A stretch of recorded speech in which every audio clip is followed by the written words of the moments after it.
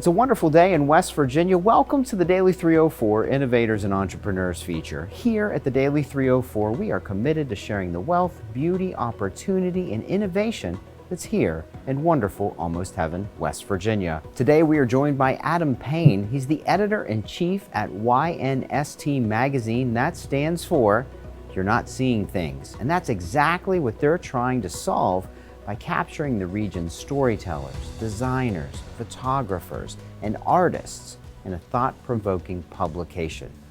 Adam Payne, thanks so much for being here on the Daily 304. Thank you so much for having me, and thank you for that warm welcome. You're welcome, sir. Adam, you're something of a connector. You're joining creatives in and from around Appalachia to the rest of the world. What's inspired you to start this journey with your new publication?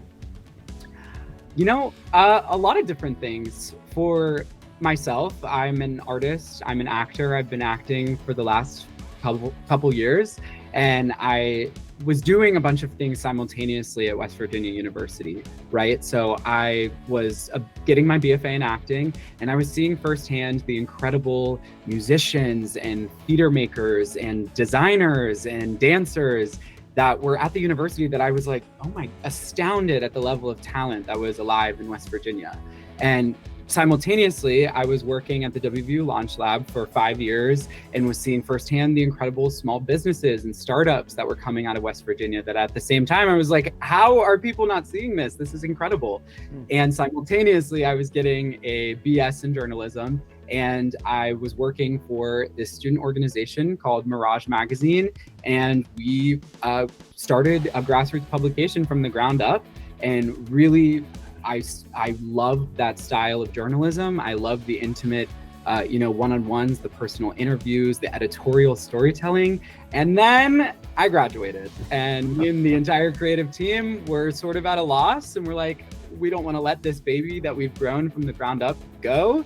So we decided to start a new publication and sort of infuse that love of the arts and culture of Appalachia that we don't get to see enough of, and that our voices are not being seen and broadcasted enough as our main focus. And Mirage still exists. They're still doing amazing work. They actually tomorrow are launching their newest issue.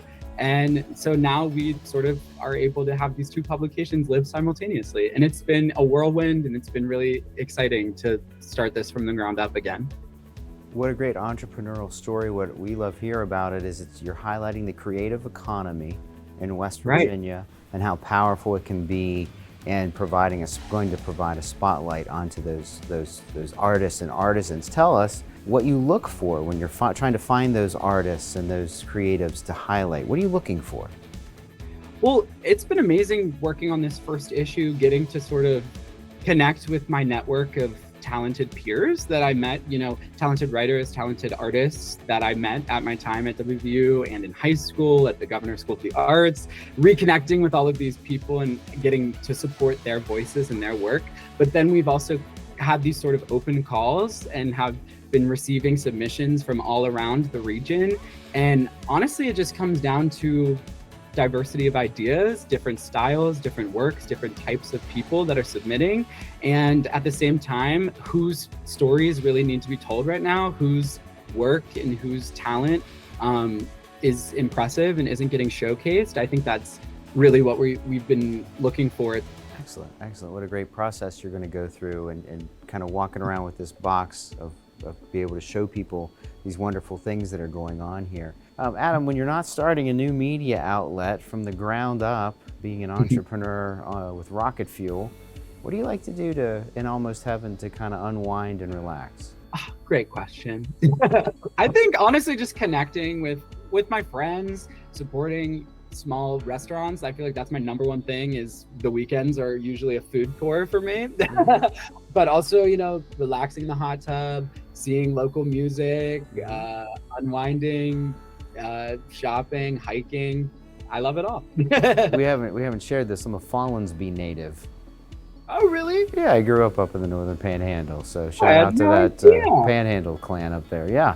So yes. Hey, we have a feature here called Innovation Corner, where when we speak to our guests, we ask them to share a piece of wisdom or a piece of motivation or a thing that keeps them going as they're facing obstacles and developing these new great things in Almost Heaven. What is that piece of advice that you could share on your journey with folks that keeps you going, starting something from nothing to where it's going to be, which is to have audience and highlight Appalachian culture? Great question. I think the biggest piece of advice that I've been trying to implement every day comes from my former colleague at the Launchlab. Ann Jones would tell me constantly, don't get it right, get it written.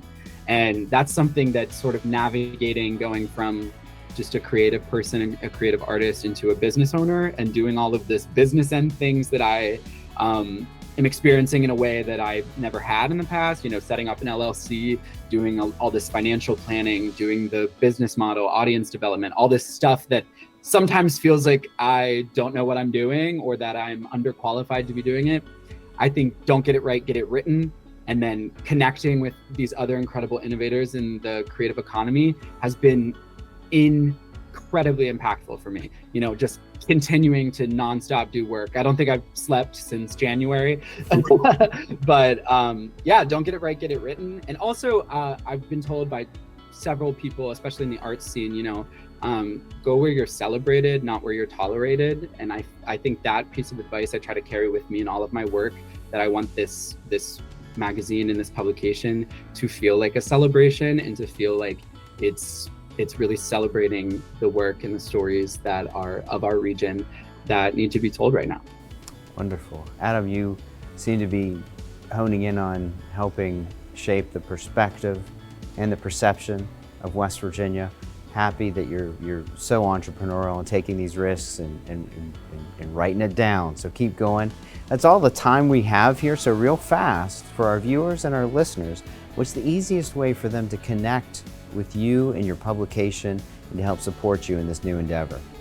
Yes, like Andy said, we have launched on social media, so you can follow us everywhere at YNST Magazine. Our Instagram is our primary mode of communication right now, but we have LinkedIn, Facebook, Twitter, TikTok, we got it all. So please support us. You can subscribe to our mailing list with the link in bio on any of those social channels. And issue 1 shall be coming shortly, hopefully in early May. And you can see all of the content online in the meantime. Adam Payne, thank you so much for joining us today on the Daily 304, and good luck and keep going. Thank you so much. Absolutely. And thank you for watching. Be sure to follow us on all our social media channels at the Daily 304. You can also stay up to date with all the great things happening in beautiful Almost Heaven, West Virginia, by heading on over to wv.gov/daily304. And don't forget, you can get free resources for your business with many of our government services, like the West Virginia SBDC, West Virginia Business Link, and the West Virginia Department of Economic Development. We'll see you again next time.